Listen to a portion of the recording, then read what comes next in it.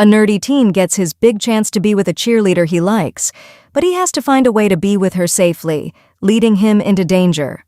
Brad's always liked his classmate Brooke, but he can only daydream about being with her. When the teacher catches him not paying attention, Brad makes an excuse to avoid standing up. Luckily, the bell rings and class ends. The teacher gives out gifts to the graduating students for protection. Kyle, the jock, makes fun of it, and the teacher dismisses everyone.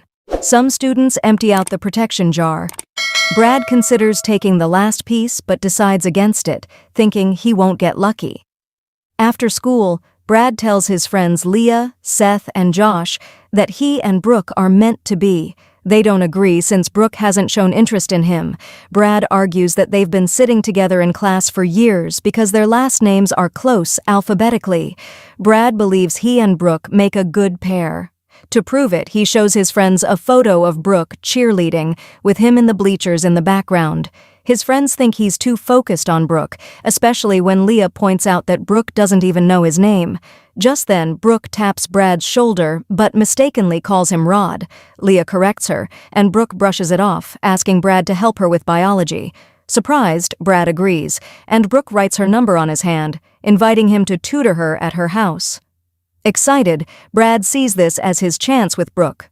4 nights later, Brad's dad, Ben, talks to him about the significance of his first experience, though he's only referring to driving his fancy car. Later, Ben and his wife, Bev, head out for a date, leaving Leah to check on Brad. She finds him in a panic about what to wear for Brooke, despite not washing his hands since she wrote her number 4 days ago. Leah finds this concerning but convinces Brad to practice talking to Brooke. Brad tries out a romantic line he prepared for Brooke, impressing Leah momentarily. However, she's disappointed when Brad reminds her that his words were meant for Brooke, not her. Brad nervously arrives at Brooke's house and rings the doorbell. She answers, but before she can respond, Kylie appears, eager to take Brooke to a party instead of studying. Luckily, Brooke dismisses her boyfriend and invites Brad inside. They spend the night studying biology, though Brad is more interested in Brooke than the subject matter. Things take a turn when Brooke starts discussing insect reproduction, sparking Brad's imagination. Amidst his attempts to express his romantic feelings, Kyle interrupts with a call, urging Brooke to join him at the party. He undermines the importance of studying, citing Brooke's looks and wealth. This offends Brooke, leading to tears. Brad consoles her, expressing his desire for genuine romance. Touched, Brooke embraces him, leading to a surprising kiss. Brad confesses his long-held feelings for Brooke, which excites her. She initiates further intimacy, but before things escalate, she asks if he has protection. Realizing he lacks protection, Brad rushes off to buy some. At the grocery store, a homeless man offers to clean his car windows, delaying Brad's errand. After finally finding what he needs, Brad realizes he left his wallet in his father's car, which has been stolen. He reports the theft to Officer Austin, who offers little hope of recovery. Brad attempts to call Brooke from a payphone, but her number on his hand is smudged. Meanwhile, his friends Josh and Seth worry about him, while Leah reflects on her feelings for Brad. Brad calls Leah for a ride, promising to meet her halfway.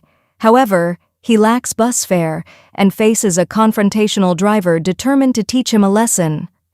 Clutching onto the bus for dear life, Brad spots Leah's car beside him. However, Leah is venting frustration about Brad's treatment of her, unaware of his peril. The vehicles soon part ways, leaving Brad at the mercy of the bus driver. Meanwhile, Brooke discusses her supposed study session with a friend, convinced Brad is intentionally elusive. Unaware of Brad's predicament, he finds himself stranded in a desolate parking lot, navigating his way back through unfamiliar and unsettling surroundings. Seeking help at a Spanish dance club, Brad unintentionally offends some patrons when attempting to speak their language. Fortunately, the owner's sister takes pity on him, leading to an unexpected dance and a lucky win in a contest, earning him $100. Brad seizes the opportunity to escape, but stumbles upon his father's stolen car. Blocking its path, he is struck by the vehicle, yet insists it belongs to his father. Threatened by the men, Brad cautiously tries to prove the car's ownership by retrieving his keychain from the glove compartment. To his shock, he discovers weapons hidden inside. Despite his fear, Brad offers the keychain to the gang, hoping they'll return the car. Instead, they invite him for a dangerous joyride. Desperate, Brad tries to bond with them and learns they're responsible for graffiti at his school. Mentioning the janitor's cleanup angers them, leading to new graffiti on the school wall, depicting a woman resembling Brooke. Pressured, Brad reluctantly assists, but ends up enjoying the activity. However, the gang uses the distraction to steal his father's car and leave him stranded again. Frustrated and exhausted, Brad vents his desire for just a few moments with Brooke. As if in response, the moonlight shines through his classroom window, reminding him of something he left behind in the jar. Brad breaks into the school to retrieve the item he left behind in the jar, struggling to open it and ultimately breaking it open. Unbeknownst to him, the meditating janitor mistakes him for one of the graffiti vandals and attacks him with a fire hose. Brad evades the janitor's pursuit and eventually subdues him with a bucket before escaping. Spotted by the siblings from the dance club earlier, Brad flees, seeking refuge in Leah's car. Meanwhile, Leah contemplates confessing her feelings for Brad but ultimately decides against it, feeling he's kept her waiting too long. Brad surprises her by jumping in front of her car and urging her to drive him to Brooke's house, hinting at his chance with his dream girl. Annoyed and heartbroken, Leah vents her frustration at Brad's infatuation with Brooke, but Brad refuses to engage. Giving him the silent treatment, Leah drives off immediately after dropping him off. Exiting in front of Brooke's house, Brad brushes off his wet predicament and refocuses on Brooke. However, the water sprinklers unexpectedly drench him as he rings the doorbell to no avail. Climbing a tree to reach Brooke's bedroom window, Brad accidentally drops the protection he needs down the drain and falls when the branch breaks. Crashing into Brooke's window, he discovers she's gone to the party instead. Finding a note from Brooke, Brad is interrupted by the arrival of the police, called by a neighbor who witnessed the break-in. Escaping, Brad's encounter with Brooke's dog results in the loss of his shoe and the revealing of the protection item to Officer Austin. Fleeing to a parking lot, Brad stumbles upon his parents' party, where he encounters more trouble with Brooke's dog. Evading capture, Brad escapes on a golf cart, unbeknownst to his parents, who call the police on the intruder, unaware it's their own son. As the police close in, Brad panics and crashes the golf cart into a dumpster, where he's discovered by the homeless man from the grocery store. Meanwhile, Leah, frustrated with Brad, decides to attend the party to take her mind off things. Surprising her friends Josh and Seth with her stunning appearance, Leah heeds to the party. With the homeless man's help, Brad obtains new clothes for the party. Grateful but focused on his goal of winning Brooke's affection, Brad pays the man and boards a bus to the party. However, he encounters the reckless bus driver once more.